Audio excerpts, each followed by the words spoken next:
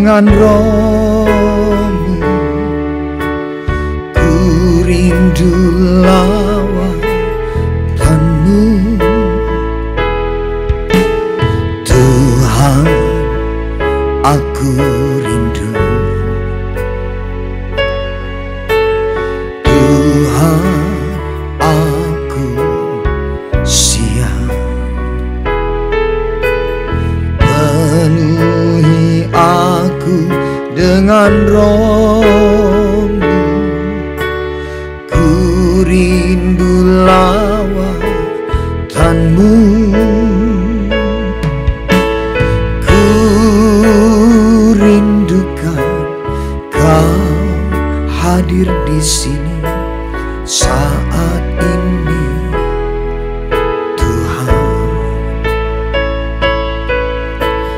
Ku rindukan Roh-Mu mengurapi saat ini, Yesus.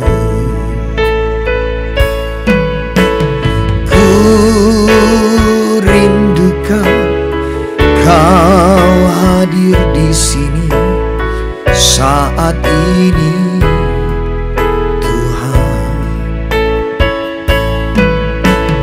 Ku rindukan Roh-Mu mengurapi saat ini, Yesus.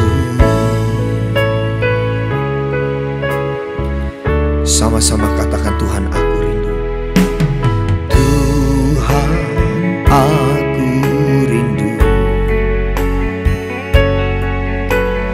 Tuhan, aku siap. Penuhi aku dengan roh-Mu. Ku rindu lawatan-Mu. Ku rindukan Kau hadir di sini saat ini, Tuhan. Ku rindukan Roh-Mu mengurapi saat ini, Yesus. Ku rindukan Kau hadir di sini saat ini, Tuhan. Ku rindukan Roh-Mu mengurapi saat ini, Yesus. Sungguh kami rindu Engkau, Tuhan, selalu rindu lawatan-Mu, jamahan-Mu. Oleh karena itu kami buka hati kami di hadapan-Mu untuk terima lawatan-Mu, Tuhan. Terima kasih, Bapa. Tuhan, aku rindu. Tuhan, aku siap. Penuhi aku dengan Roh-Mu. Ku rindu lawatan-Mu. Sekali lagi katakan, Tuhan, aku rindu. Tuhan, aku rindu. Tuhan, aku siap. Penuhi aku dengan Roh-Mu. Ku rindu lawatan-Mu.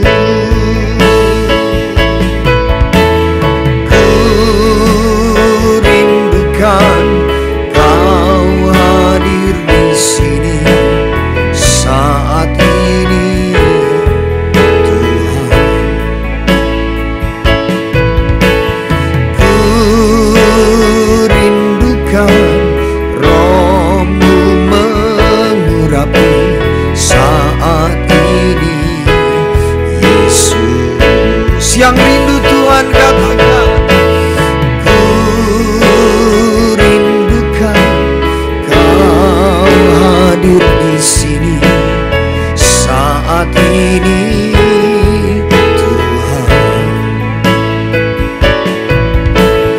Ku rindukan Roh-Mu mengurapi saat ini, Yesus. Lagi katakan, ku rindukan Kau hadir di sini saat ini, Tuhan. Ku rindukan Roh-Mu mengurapi saat ini, Yesus. Ku rindukan Kau hadir di sini saat ini, Tuhan. Ku rindukan Roh-Mu mengurapi saat ini, Yesus. Sama-sama sekali lagi katakan, ku rindukan Kau hadir di sini saat ini, Tuhan. Ku rindukan Roh-Mu mengurapi saat ini, Yesus. Saat ini, Yesus. Saat ini, Yesus.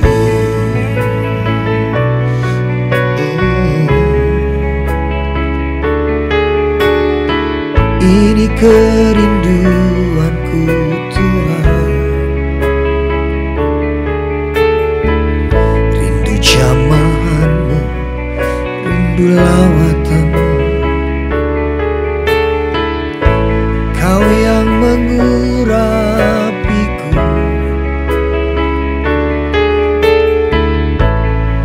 jamah setiap hati kami untuk menikmati hadirat-Mu, menikmati kebaikan di dalam hidupku. Oh,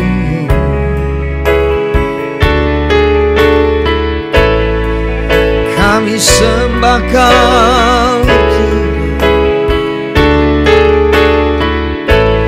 Kami sembah Kau, Tuhan. Kami tinggikan nama-Mu.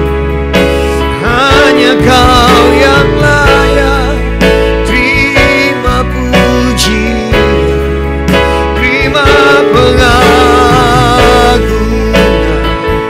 Oh,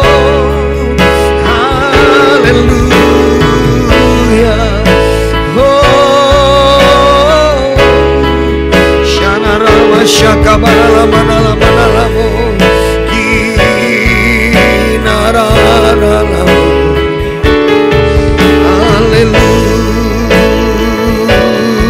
Haleluya,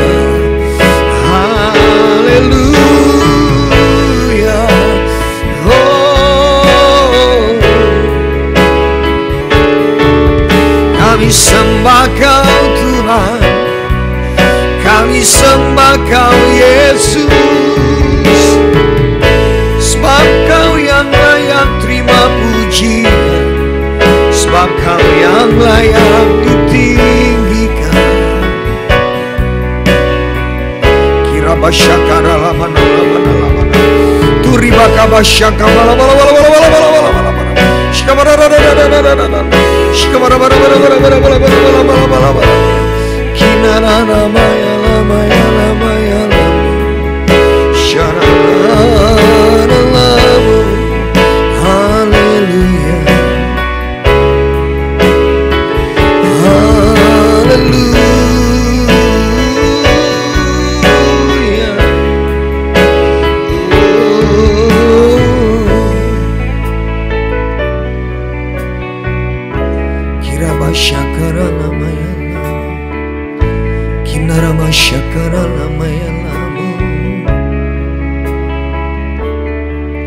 Terus rasakan kehadiran Tuhan.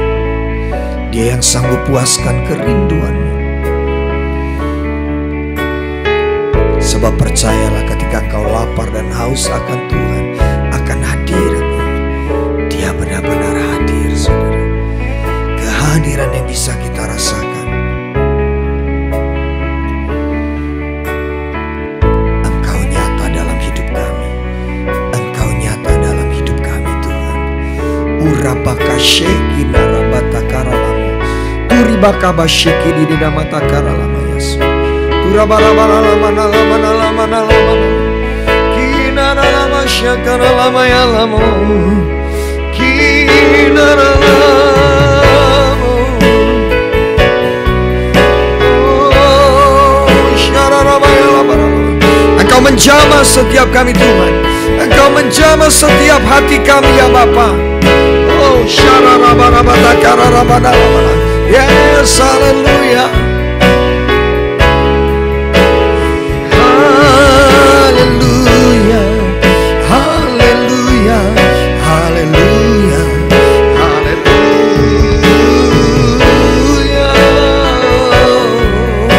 Shananaramayalamayalamu. Yes, kirana bara bara bara bara bara bara bara bara bara. Shkamala mala mala mala mala mala mala mala. Shkanara mala mala mala mala mala mala mala. Rabashe kinaramayala. Yes, kirabashakatakara. Terus bangkitkan iman percayamu. Terus bangun keintiman dengan Tuhan. Terus menyembah Dia. Terus menyembah Dia.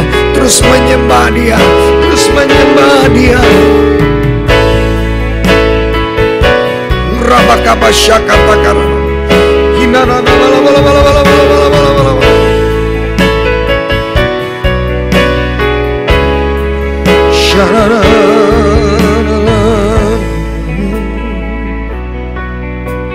Tidak ada waktu yang lebih indah selain dalam hadirat Tuhan. Tidak ada saat yang lebih indah selain menikmati semua kebaikan Tuhan. Damai sejahteranya terus penuhi hatimu. Sukacitanya penuhi hatimu. Dimanapun kau berada, kuasa Tuhan tidak terbatas untuk menjamah dan memulihkan keadaanmu. Terima kasih Tuhan. Terima kasih Yesus Tuhan. Terima kasih.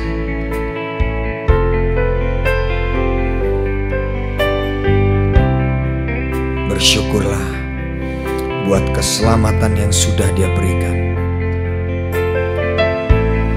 Sebab Dialah firman yang menjadi manusia.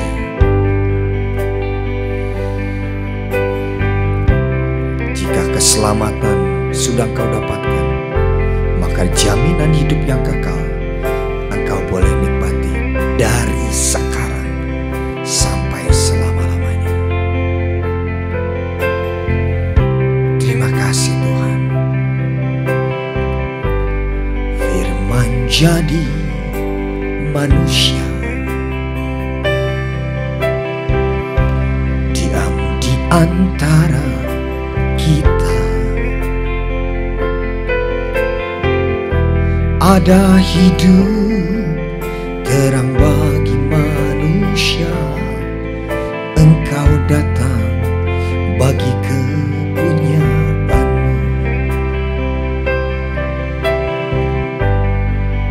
Firman jadi manusia,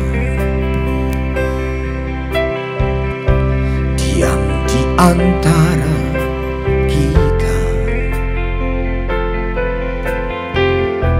Ada hidup terang bagi manusia. Engkau datang bagi kepunyaanmu. Yesus Kaulah juru selamatku. Ku akui Kau Tuhan bagiku. Kau terang bagi saat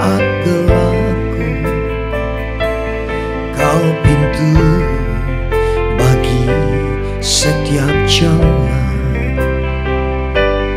Yesus, kau lah juru selamatku.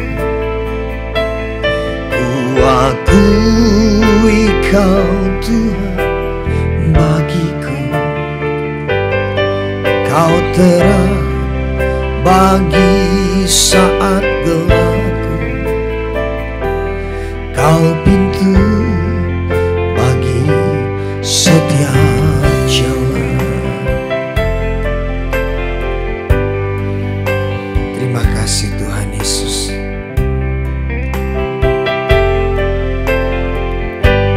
Firman jadi manusia, diam di antara kita. Ada hidup terang bagi manusia. Engkau datang bagi kepunyaan. Sekali lagi kata, firman jadi manusia, diam di antara kita. Ada hidup terang bagi manusia. Engkau datang bagi kepunyaan-Mu. Yang percaya angkat tanganmu. Yesus, kaulah juru selamatku. Ku akui kau Tuhan bagiku. Kau terang bagi saat gelapku. Kau pintu bagi setiap jalan. Yesus, kaulah juru selamatku. Ku akui kau Tuhan bagiku. Kau terang bagi saat gelapku. Kau pintu bagi setiap jalan.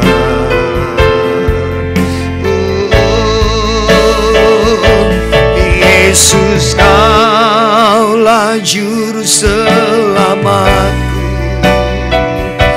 Ku akui kau Tuhan bagiku. Kau terang bagi saat gelapku. Kau pintu bagi setiap jalan. Kau pintu bagi setiap jalan. Kau pintu bagi setiap jalan. Berikan tepuk tangan yang terbaik buat kemuliaan nama Yesus. Sebab Dia juru selamat kita. Dialah penolong kita. Dialah sumber kekuatan kita, sekarang sampai selama-lamanya. Terima kasih Tuhan Yesus. Terima kasih. Hari ini firman Tuhan tentang the giver of growth atau sang pemberi pertumbuhan. Sang pemberi pertumbuhan yang diambil dari 1 Korintus 3 ayat 6-7. Saya akan baca. Aku menanam, Apolos menyiram, tetapi Allah yang memberi pertumbuhan. Karena itu yang penting bukanlah yang menanam atau yang menyiram, melainkan Allah yang memberi pertumbuhan. Saya percaya sebagai orang Kristen, kita semuanya sudah hafal dengan ayat firman ini. Kita sudah sangat hafal tentang perkataan yang mengatakan bahwa Paulus itu menanam, Apolos yang menyiram. Tetapi yang terpenting itu bukan yang menanam, bukan yang menyiram, tetapi yang memberi pertumbuhan. Tetapi dari ayat ini kita mau belajar begini. Tuhan itu dikatakan bahwa karena itu yang penting bukan yang menanam atau yang menyiram, tetapi Allah yang memberi pertumbuhan. Yang artinya sekalipun Apolos atau Paulus bekerja, tanpa ada Tuhan bekerja di dalamnya, maka segalanya sia-sia. Tapi sekalipun Alkitab di sini berkata bahwa yang terpenting bukan yang menyiram dan yang menanam, tapi yang terpenting adalah Tuhan yang memberi pertumbuhan. Tetapi pada kenyataannya firman ini ditulis dengan jelas Apolos yang menanam, Paulus menanam, Apolos yang menyiram. Yang artinya sekalipun di sini dikatakan bahwa semuanya itu Apolos dan sekali lagi ya Apolos dan Paulus sekalipun mereka melakukan segala sesuatu dengan susah payah dengan rajin tanpa Tuhan memberikan anugerahnya, tanpa dia tidak memberikan pertumbuhan, maka yang ditanam tidak tumbuh. Tapi sekalipun Tuhan yang memberi pertumbuhan, kalau Paulus tidak menanam benih dan Apolos tidak menyiram, maka Tuhan tidak bekerja. Jadi kita itu kan seringkali pada waktu menjadi orang Kristen, seringkali kita itu memenggal-menggal ayat yang kita mengingat satu ayat, kayak contohnya ya, firman Tuhan yang berkata begini. Tuhan membenci perceraian. Orang Kristen hafalnya di situ. Padahal tidak selesai sampai dari perceraian, tapi Tuhan membenci kejahatan. Terus Alkitab juga berkata bahwa Tuhan mau kita cerdik seperti ular dan tulus seperti merpati. Tapi seringkali yang kita hafal hanya yang tulus. Nah, kita itu di dalam setiap membaca firman Tuhan, kita berusaha untuk teliti. Firman itu harus utuh. Karena kalau tidak utuh akan salah pengertian. Saya sering mengulang-ulang kalau kita salah mengerti, maka iman kita menjadi salah. Kalau iman kita sudah salah, maka apa yang kita lakukan juga salah, hasilnya salah, dan kita akan menjadi kecewa kepada Tuhan. Kita merasa Tuhan itu tidak menepati janjinya, padahal karena kita yang salah atas dan salah paham atas setiap firman Tuhan. Nah, kalau tadi dikatakan aku menanam, Apolos menyiram, tetapi Tuhan yang memberi pertumbuhan, maka kita mulai melihat begini. Tuhan itu mengajar kita hidup dalam iman, kan? Tuhan mengajar kita hidup di dalam iman. Jadi, setiap janji Tuhan baru digenapi kalau imanmu bekerja. Sekalipun Tuhan yang membuka pintu, sekalipun Tuhan yang memberikan mujizat, tapi Tuhan baru bekerja setelah kita bertindak dengan iman. Tuhan itu selalu menunggu kita beriman, kita melakukan bagian kita, baru Tuhan.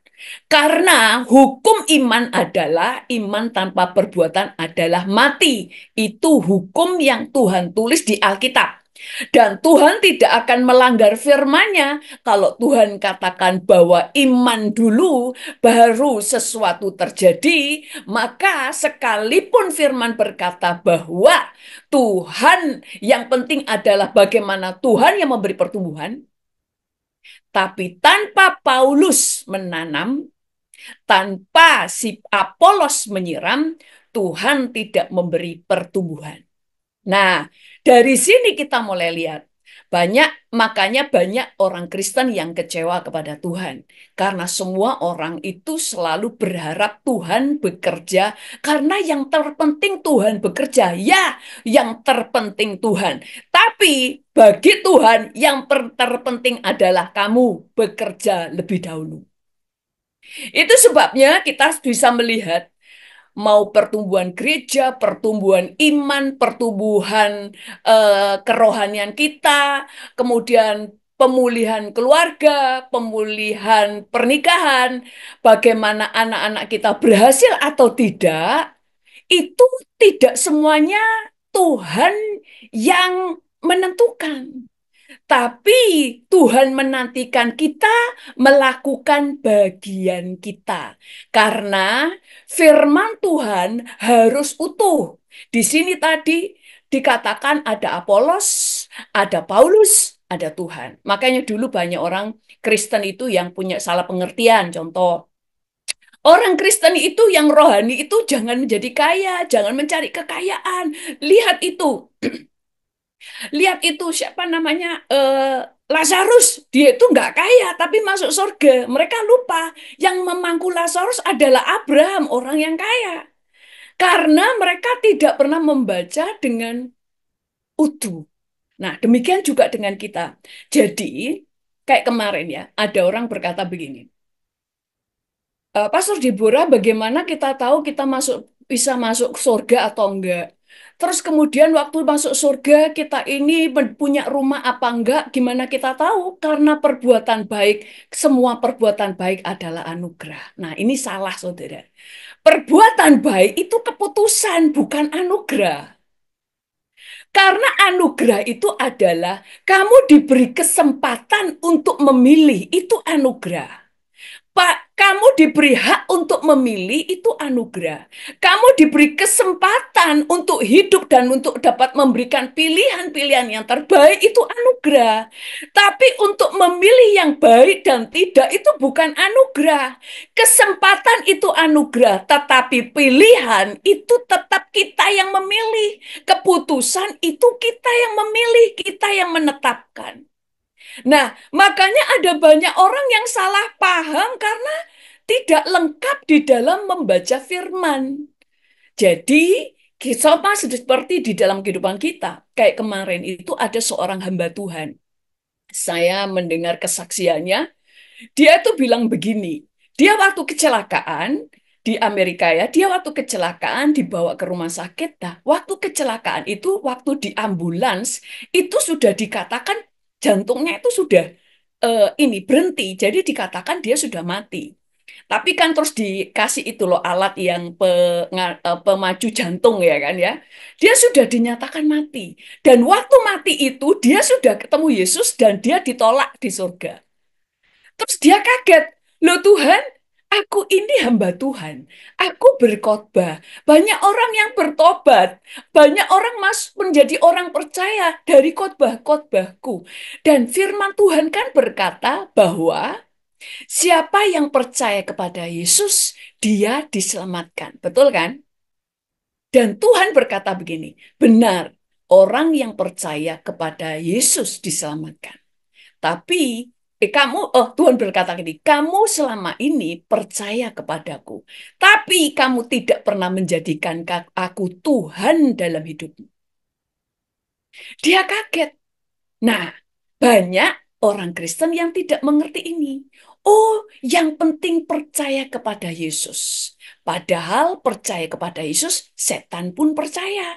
Dan firman Tuhan berkata bahwa mereka bergemetar. Itu sebabnya Tuhan tidak hanya menuntut kita untuk percaya.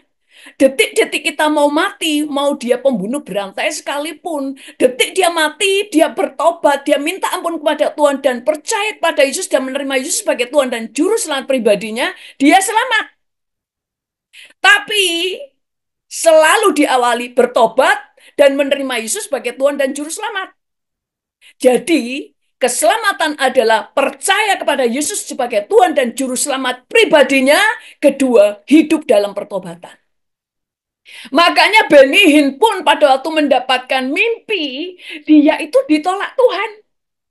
Makanya sekarang, padahal dia sudah membuat KKR di seluruh dunia dan banyak jiwa dimenangkan dari pelayanannya. Tapi ditolak oleh Tuhan. Kenapa? Hidup dalam pertobatan. Nah, ada banyak orang Kristen waktu membaca Alkitab hanya melihat satu sisi firman. Itu sebabnya Alkitab mengajar ada Matius, ada Markus, ada Lukas, ada Yohanes supaya kita belajar bahwa kita harus membaca dari setiap sisi, setiap sudut dari perjanjian lama sampai perjanjian baru supaya kita tidak salah paham. Demikian juga dengan anugerah. Pada waktu kita melihat pertumbuhan, Tuhan memberi pertumbuhan, tetap Tuhan tidak akan melawan firman-Nya, ada bagian yang kita harus kerjakan lebih dahulu, yaitu menanam. Kalau kamu nggak menanam, ya kamu tidak akan menuai. Loh, yang penting kan Tuhan yang memberi pertumbuhan. Memang, yang penting Tuhan memberi pertumbuhan. Karena kalau Dia tidak memberi pertumbuhan, benih yang kamu tanam tidak akan bertumbuh. Itu sebabnya penting kamu berdoa dan mengandalkan Tuhan. Karena yang memberi pertumbuhan adalah Tuhan. Tapi di mata Tuhan, tetap Tuhan menunggu kamu menanam dulu dan menyiram, baru ada pertumbuhan. Orang Kristen waktu dikatakan yang terpenting Tuhan, langsung bayangannya Tuhan yang bekerja, dia diam saja. Makanya saya sering jelasin, ada dua ayat firman Tuhan. Tuhan berperang, ganti kita, dan kita diam saja.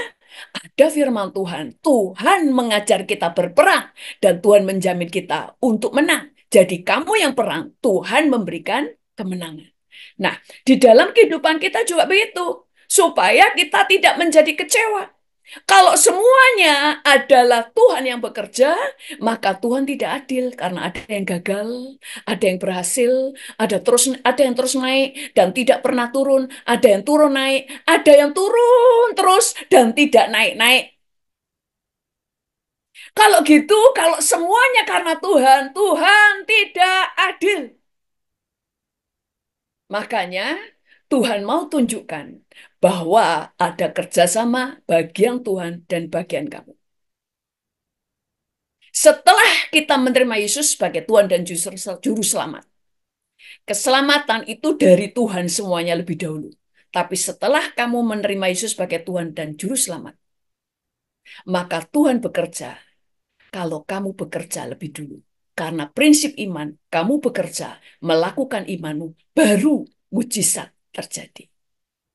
Sehingga di dalam kehidupan kita mulai melihat kita akan bisa naik dan tidak pernah turun. Nah, ada di dalam Matius 7 ayat 7-8 berkata begini. Matius 7 ayat 7-8 berkata, maka akan diberikan kepadamu. Carilah maka kamu akan mendapat. Ketoklah maka pintu akan dibukakan bagimu. Karena setiap orang yang meminta, menerima. Dan setiap orang yang mencari, mendapat. Dan setiap orang yang mengetok, baginya pintu dibukakan. Bagian kita meminta, mengetok, mencari. Bagian Tuhan, ini bagian kita meminta, mencari, mengetok. Baru bagian Tuhan memberi di uh, bawahnya lagi. Bagian Tuhan memberi. Yang kedua membuat kita mendapatkan apa yang kita cari. Yang ketiga baru Tuhan membuka pintu-pintu yang tertutup. Tetapi selalu kamu lebih dahulu yang bekerja. Karena iman syaratnya bekerja lebih dahulu, berbuat lebih dahulu, baru sesuatu terjadi. Baru Tuhan memberikan pertumbuhan setelah kamu tanam benih, setelah kamu menyiram. Makanya Alkitab berkata, apa saja yang kamu berbuat, dibuat Tuhan berhasil. Yang artinya berbuat dulu, lakukan dulu. Bagian Tuhan menjamin kamu berhasil. Makanya banyak orang Kristen yang salah pengertian akhirnya menanti. Yang penting adalah anugerah.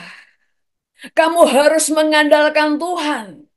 Makanya selalu saya katakan mengandalkan Tuhan. Dan mengandalkan dirimu sendiri karena bagianmu adalah kamu harus bisa mengerjakan bagianmu. Tuhan membelah laut merah. Ya, tapi Tuhan tidak akan membelah sebelum Musa mengangkat tongkatnya.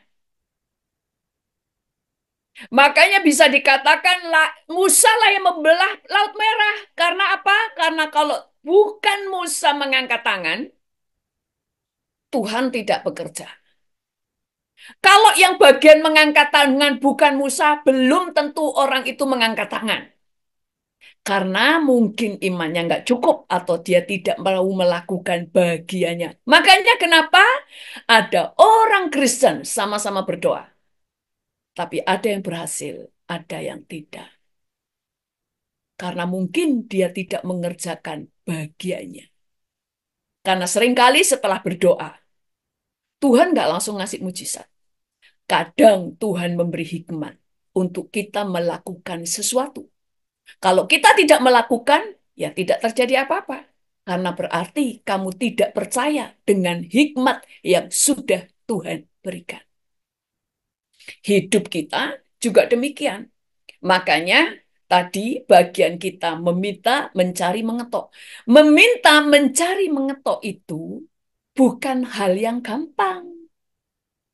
Makanya banyak orang malas untuk berdoa karena doa itu juga melelahkan. Kalau tidak melelahkan, semua orang Kristen mau berdoa berjam-jam. Betul? Karena ini adalah bekerja. Karena Tuhan mau melihat. Kenapa sih kita harus berdoa? Karena kita itu di iman kita, kalau bukan karena Tuhan yang memberi pertumbuhan, apa yang kukerjakan tidak berhasil. Tapi pada waktu kita melihat ladang, kita tahu kalau saya tidak menanam, tidak akan ada pertumbuhan. Sekalipun Tuhan mencurahkan hujan, kalau nggak ada benih yang aku tanam, ya nggak ada yang bertumbuh. Makanya bagian kita lebih dulu. Sama pada waktu kita berdoa untuk pemulihan keluarga. Makanya Tuhan itu selalu mengajar perubahan karakter dimulai dari yang berdoa. Karena kalau kamu yakin doamu dijawab, maka lakukan bagianmu seakan-akan sudah terjawab. Kamu sudah mengubah karaktermu, kamu mulai mengubah hal-hal yang menjadi penghalang untuk keluarga dipulihkan, itu bagianmu. Bagian Tuhan memberikan mujizat, memberikan pertumbuhan dari semua apa yang telah kamu tabur untuk keluarga. Nah, kemudian makanya Alkitab itu mengajar, bahkan untuk meminta saja kamu sampai menjadi orang yang tidak tahu malu. Nah, di dalam Lukas 11 ayat 5 sampai 8 berkata begini. Lukas 11 ayat 5 sampai 8 berkata begini. Lalu katanya kepada mereka, jika seorang di antara kamu pada tengah malam pergi ke rumah seorang sahabatnya dan berkata kepadanya, saudara pinjamkanlah kepadaku 3 roti. Sebab seorang sahabatku yang sedang berada dalam perjalanan singgah ke rumahku dan aku tidak mempunyai apa-apa untuk dihidangkan kepadanya. Masakan ia yang di dalam rumah itu akan menjawab, jangan mengganggu aku, pintu rumah sudah ditutup, dan aku serta anak-anakku sudah tidur. Aku tidak akan bangun dan memberikannya kepada saudara. Aku berkata kepadamu, sekalipun ia tidak mau bangun dan memberikannya kepadamu, karena orang itu adalah sahabatnya, namun karena sikapnya yang tidak tahu malu itu, ia akan bangun juga dan memberikan kepadanya apa yang diperlukan, ya apa yang diperlukannya. Suatu saat ada yang tanya kepada saya begini, Pastor, mana iman yang benar, sikap yang benar? Kita itu berdoa memaksa Tuhan sampai sesuatu terjadi, itu kan memaksa Tuhan atas kehendak kita. Atau kita berdoa dan berserah, Tuhan menjawab atau tidak. Saudara harus tahu, di level pertama, saudara harus melatih diri untuk berdoa, ngotot sampai sesuatu terjadi. Karena memang Tuhan ajar, kamu berdoa, kamu meminta seperti orang yang nggak tahu malu. Itu mental sedang dibangun untuk nggak putus asa. Nanti di level berikutnya, setelah saudara terlatih untuk berdoa sampai sesuatu terjadi, di level berikutnya baru yang namanya kalau tidak dijawab, aku tidak menjadi kecewa, aku tetap mengucap syukur. Jangan di level pertama sudah pasrah, saudara nanti tidak akan menjadi pendoa yang tangguh. Karena di dalam kekristenan selalu bicara level. Pertama kamu harus melatih dirimu. Makanya saya kapan hari ada orang yang selalu dibully, dipukuli orang. Apa yang kita harus lakukan? Apakah mengajar anak kita melepaskan pengampunan? Jangan. Kalau anakmu dibully, dipukul, ajar dia memukul balik. Wih, ini pengajaran sesat. Pukul hanya supaya anak ini tahu, aku bisa mengelawan kamu. Tapi di level berikutnya diajar, kamu punya pilihan yang lebih baik. Melepaskan pengampunan. Waktu dia memukul balik orang yang membuli, orang yang dibully itu akan tahu. Dia bisa pukul balik. Terus dia akan berkata, sebenarnya aku juga bisa hajar kamu. Tapi aku memilih melepaskan pengampunan. Karena Tuhan mengajar aku mengasihi. Jadi orang tahu orang ini melepas pengampunan bukan karena tidak berdaya, bukan karena tidak ada pilihan. Ada pilihan, dia bisa balas. Cuma dia memilih melepaskan pengampunan dan membebaskan musuhnya. Mengerti ya? Makanya kita ini dilatih untuk mengerti dari setiap segala sisi, sehingga kita ini menjadi pribadi yang tangguh. Makanya kayak ada orang kemalingan. Orang dulu kakek saya, ada maling masuk. Di rumah, sembunyi di kamar mandi dia, padahal itu dikejar orang. Kakek saya bisa pukulin dia atau menyerahkan kepada orang-orang. Kakek saya lebih gede dari malingnya. Lebih tinggi dari malingnya. Ditangkap sama kakek saya dan dia tahu dia tidak bisa lawan kakek saya. Dan kakek saya bilang begini, aku bisa pukulin kamu. Aku bisa serahkan kamu kepada orang-orang dan kamu pasti bonyok. Tapi aku memilih melepaskan kamu. Karena aku orang Kristen, tidak diajar kekerasan. Nah, jadi punya dasar yang benar dulu. Kemudian tahu level, makanya Alkitab berkata, kamu harus tahu kehendak Allah yang baik, berkenan, sempurna. Mengerti sampai sini. Bukan langsung melepas pengampunan, ditonjokin terus, sehingga orang taunya orang ini nggak bisa lawan. Pak. Saya dulu begitu soalnya. Langsung mengampuni. Didamprat orang, diem aja, diem. Terus dikira orang itu karena orang ini lemah, jadi dipermainkan. Setelah saya tahu bisa marah, mereka nggak berani lawan. Terus mereka akhirnya tahu selama ini saya tidak marah, karena saya milih nggak marah, bukan nggak bisa marah. Ngerti sampai sini. Sama, Tuhan itu memberi pertumbuhan. Yes, tapi Tuhan menunggu kamu sampai kamu melakukan bagian. Makanya Alkitab mengajar tentang kerajinan. Tuhan mengajar tentang bagaimana cerdik. Tuhan mengajar kamu harus belajar dari semut, belajar dari orang dunia. Mereka cerdik melakukan bagiannya. Kenapa? Loh, kamu jangan cuma menunggu anugerah. Aku nggak suruh kamu cuma nunggu anugerah. Aku suruh kamu melakukan bagianmu. Itulah iman. Aku akan melakukan bagianku. Kalau kamu melakukan bagianmu. Karena untuk mencurahkan hujan dan memberi pertumbuhan bagi Tuhan mudah. Masalahnya kalau dikasih hujan, tidak ada benih, tidak ada yang tumbuh.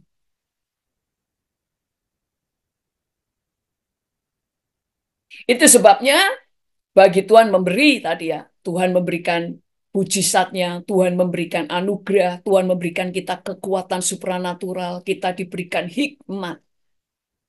Lalu kalau Tuhan membuka pada waktu kita mencari, Tuhan yang akan membuat kamu menemukan jalan. Kayak contohnya, banyak orang berdoa supaya mendapatkan pekerjaan. Tapi Tuhan itu ngajar nggak cuma berdoa. Kamu harus mengetok, kamu harus mencari. Yang artinya kamu harus tahu, kamu harus melamar pekerjaan. Kenapa sih? Sebenarnya kalau kita nggak usah ngelamar kerjaan, Tuhan itu kan bisa atau buka jalan tanpa kita kejar-kejar tempat perusahaan bisa. Kan? Karena yang Tuhan sedang bangun adalah mental pemenang. Makanya setelah orang itu punya mental pemenang, ngotot, kadang sebelum berdoa, Tuhan sudah buka jalan. Karena mental yang Tuhan sedang kejar untuk dibangun dalam hidup kita sudah lulus. Karena kita ini anaknya Tuhan. Karakter Tuhan harus ada pada kamu. Tidak pantang menyerah, berjuang, itu mental yang Tuhan mau bangun.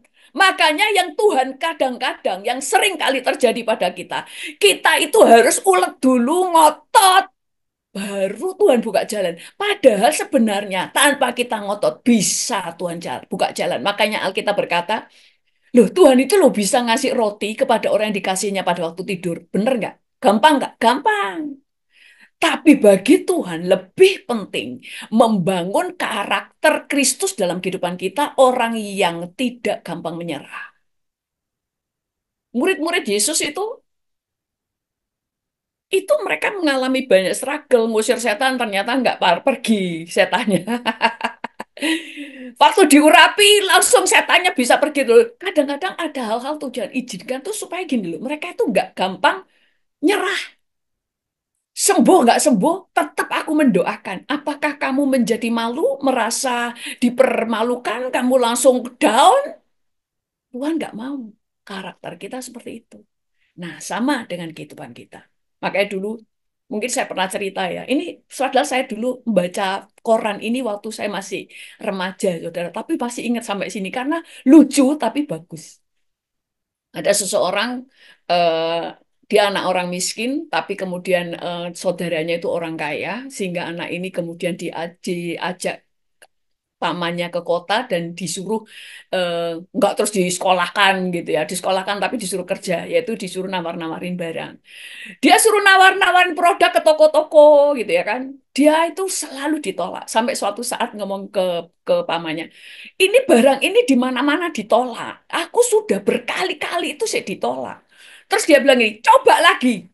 Ditolak, datangi lagi, ditolak, datangi lagi. Terus dia bilang gini, sekalipun 1000 kali saya tawarkan, akan tetap ditolak.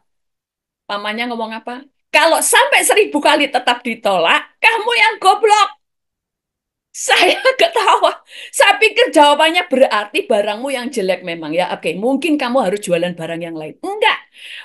Pamannya itu melatih dia mikir apa yang membuat orang itu tetap menolak. Mungkin cara ngomongmu, mungkin cara promosimu, mungkin apa saja kamu harus cari. Ini yang nama cari, cari, cari. Kamu dapat. Nah, Tuhan itu sedang cari, sedang sedang berjuang. Nah, ini sudah dapat. Mental pemenangmu sudah dapat. Untuk kamu dibuka jalan kemana-mana, gampang kalau mentalnya sudah dibentuk. Karena Tuhan ingin menunjukkan, ini loh anakku. Aku singa, dia singa. Aku Raja Wali, dia Raja Wali. Bukan aku singa, dia kucing. Aku Raja Wali, dia ayam. Enggak. Kita Raja Wali. Bukan ayam diurapi jadi Raja Wali. Enggak, kata adalah Raja Wali. Nah, di dalam kehidupan kita kemudian,